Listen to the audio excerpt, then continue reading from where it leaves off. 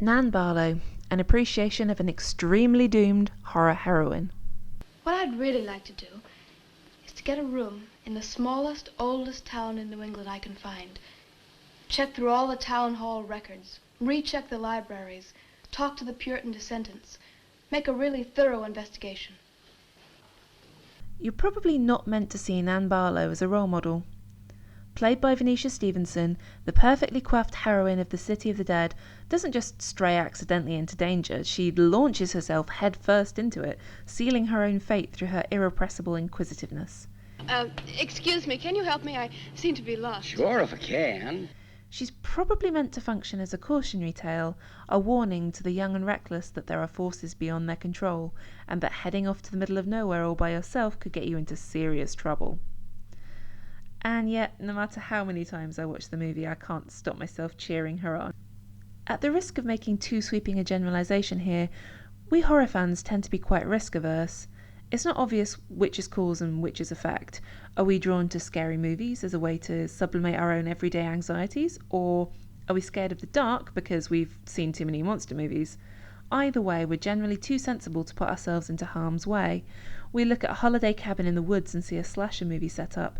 We choose to walk home along the road that's got better street lighting, and we shudder every time we see a headline about an exciting new archaeological discovery. It can get exhausting being constantly so aware of all the danger that surrounds you, though, which is why there's part of me that wishes I could be more like Nan Barlow.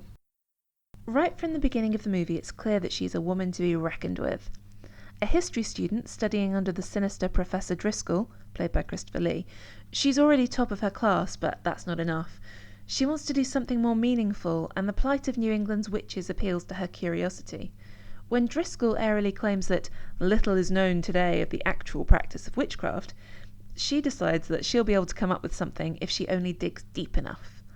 So she proposes heading to the spooky small town of Whitewood to do some original research.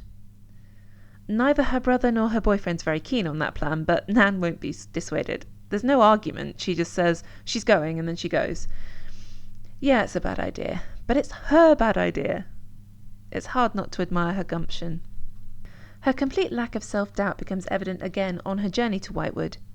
When she stops to ask for directions, an old man tries to warn her that there's something wrong in the town, but she's too excited and too impatient to listen. She cuts him off mid-spiel, making him skip to the actual directions, and then she's on her way. Even in 1960, without the benefit of decades of horror clichés to refer to, you'd think most people would second-guess themselves at this point, but Nan is supremely self-confident. She even picks up a hitchhiker in the fog, barely registering his archaic vocabulary and eerily sonorous voice. Does that sign say Wamport Road? Wamport Road, yes. Oh, good. I was afraid I missed it. Is it Whitewood you seek? Yes. I too. Would I be imposing if... No, of course not. Get in. Substitute almost any other horror movie character in her place, and her cluelessness would be infuriating. But Nan's so wholesome you can't be annoyed by her. Even when she first arrives at her hotel and finds it's basically in the graveyard, she's not put off. She just says it's picturesque. And from the light in her eyes, you know she's already planning to go gravestone rubbing at the first opportunity. Unfortunately, she never gets that opportunity because her first night in Whitewood is Candlemas Eve, the night of the witch's blood sacrifice. And yeah, Nan ends up on their altar.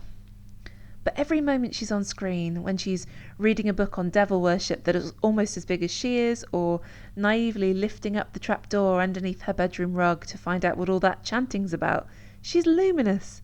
She approaches everything with an almost childlike sense of wonder. She admires everything from the ramshackle old church to the antique four-poster in her room, never once stopping to think that anyone might mean her harm. It's been so many months. I've counted the days to this holiday. So have the others. Ultimately, she's punished for it, of course. But so are we, because the film's way less fun once she's gone. Fearless, determined, and perpetually eager to learn new things, Nan's almost as inspirational as she is doomed. Maybe she's a bad example. And yes, it would definitely be a bad idea to be as utterly blind to danger as she is.